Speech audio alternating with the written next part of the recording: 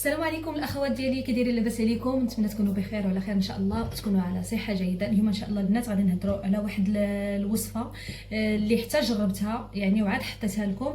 واحد الوصفه اللي كانت معروفه خلاص قبل وكان دايره واحد الضجه ليا كبيره، فدازت واحد الوقيته. المهم واحد المره قلت انا نجربها، فجربتها عجبتني وبغيت نشاركها معكم، ونتمنى حتى نتوما تشاركوها وديروا لي واحد التعليق واحد جيم ان شاء الله الفيديو، ودعموني بلي لايك ديالكم البنات، لحقاش راه ما كاينش تفاعل نهائيا، داكشي علاش ما كنحطش الفيديوهات بزاف. المهم اليوم ان شاء الله غادي نهضروا على الصمغ العربي اللي هو مشهور بزاف. هانتوما هادشي اللي بقى ليا غادي نخدمو معكم. كيف ما كتعرفوا هاد الصمغ العربي اولا العلك كيكون المهم الصمغ العربي هو الاصول ديالو خلاص، يعني كيتم الانتاج ديالو بزاف في السودان من واحد الشجره كيقولوا لها شجره الطلح، وهو كيقولوا له هنايا خلاص في المغرب كيقولوا له العلك اولا الطلح اولا الصمغ العربي، خلاص هادشي باش معروف. كاين هاد اللون هذا وكاين هاد اللون هذا اللي كيكون مغلوق بزاف.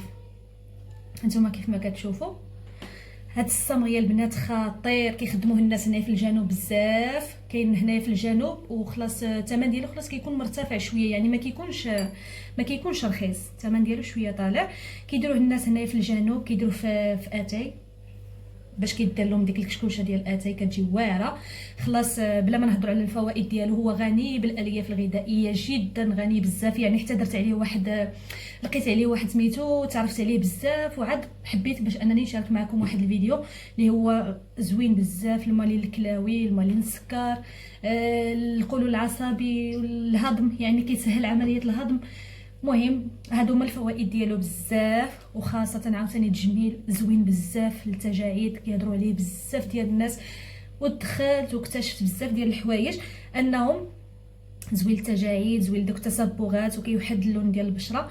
وخلاص بالنسبه للناس اللي كان عندهم يعني الكلف قديم اولا سميتو هذا الكلف اولا الحب شباب، ملي كيمشي يعني كيغبر وكيخلي داك الاثار ديالو.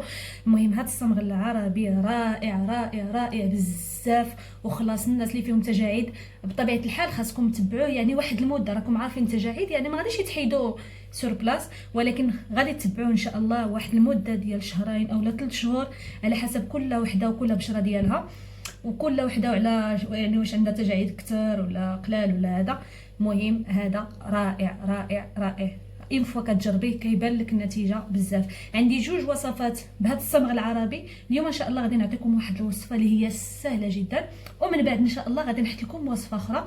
المهم البنات اللي كيعرف عليه شي حاجه نتمنى يتبارطاج هذا الفيديو وباش تعمل الفائده ان شاء الله. وحتى الناس كما كتعرفوا دابا في رمضان يعني ما فيها باس الواحد يتهلا في راسو، ماشي ضروري غير الكوزينه نفس الروتين يوميا. الواحد منين يسالي شغالو يدير واحد الماسك لوجهه ويتهلا في راسو ويتهلا في وجهه، لما لا.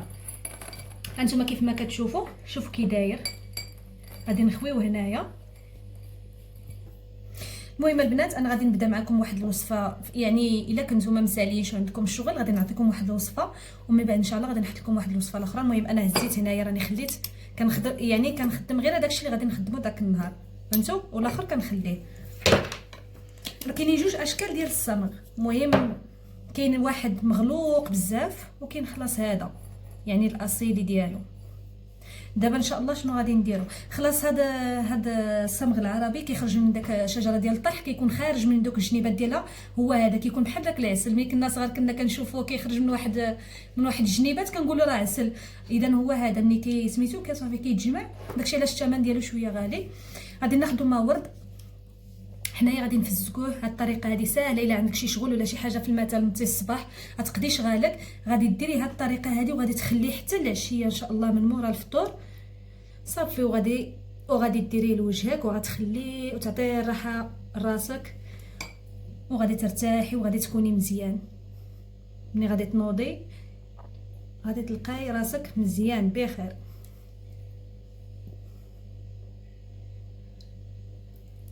مهم هاد الطريقه اللي عطيتكم على حسب الكميه اللي غادي تستعملوا نتوما. انا درت هاد الكميه هادي تقريبا معلقه كبيره، الا درتو معلقه كبيره غديروا معاها 2 معالق ديال الماء ورد. صافي البنات خلاص هذا انا ما طحنتوش. كاين اللي كيطحنوه، دابا غنعطيكم طريقه اخرى ان شاء الله ديال باش كنطحنوه، يعني كيوجد دغيا يعني سور بلاص. الا بغيتي ديريه تما كنيت كطحنيه وكديري به وخلاص. غادي نعطيكم طريقه اخرى. اما هذا انا ما عنديش غرض فيه دابا، ما عندي لحقاش ديجا درتو. يعني هذا غادي نفزكم ان شاء الله، وغادي نخليه باش يتواجد ليا الغدا ان شاء الله الصباح، وغادي نكمل معكم ان شاء الله هذه الطريقه ديال السمغ العربي.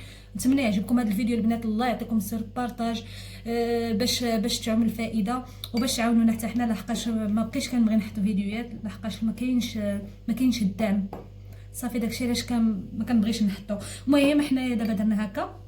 عندكم شي قريعه صغيره ديروا فيها يفزك، ما عندكمش غتخليوه هكا. الصباح ان شاء الله غادي تلقاوه فازك، غادي يولي بحال العسل. غادي نزيدو، المهم غادي تزيدو غير باش تشوفوا هانتو، غير باش يجي هذاك الماء ورد يجي فوقو. صافي وغادي نغطيه عليه وغادي نخليه ان شاء الله الصباح، وغادي نكملوا الوصفه ديالنا. الا عجبكم هذا الفيديو هانتوما البنات كيف ما كتشوفوا، شوفوا من بعد ما داب لنا الصمغ العربي. انا درتو من البارح، دابا غادي نديرو حتى نقيت وجهي مزيان. درت واحد الكوماج ديال القهوه مع العسل، يستحسن يكون عسل حور. يعني الا ما كانش عسل حور غادي ديروا غير العسل العادي، وغتخليوه واحد ربع ساعه صافي. غنبقاو نقوميو وجهنا مزيان.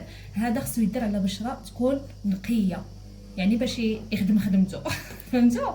صافي هانتوما شوفوا كي داب وعطي واحد الريحه بحال ديال العسل، وخلص مع الماء ورد جا رائع. بغيت ندير لكم وصفه نيت يعني سريعه اللي غتوجد في الحين، يعني ما غاديش تعطل، ما تحتاج عاد تهزقيه وتخليه حتى يطلق. وهذا كاينه وصفه ان شاء الله غتكتبوها لي على التعاليق. المهم كيف ما كتشوفوا هذه الوصفه هذه انا غادي نجربها لكم غير على يدي. صافي كندهنوها بحال هكا، كندهنوها هكا. جربوها البنات وردوا عليا، راها واعره، ولكن راه بطبيعه الحال من بعد واحد المده عاد كتبان لكم النتيجه، راه ماشي دغيا سور بلاص. صافي كندهنوه بحال هكا وكنخليوه حتى كينشف. ملي كينشف مزيان كتحسوا بالوجه ديالكم كيتجبد مزيان. صافي ملي كيتجبد كتحيدوه على حسب نتوما فوقاش كينشف لكم. تقدروا ديروا واحد ثلث ساعه ولا نص ساعه. المهم شي حاجه عرفوا بان راه ماده طبيعيه اللي غدير لكم الوجه ولا شي حاجه ما فيهاش، يعني راه عادي ماده طبيعيه.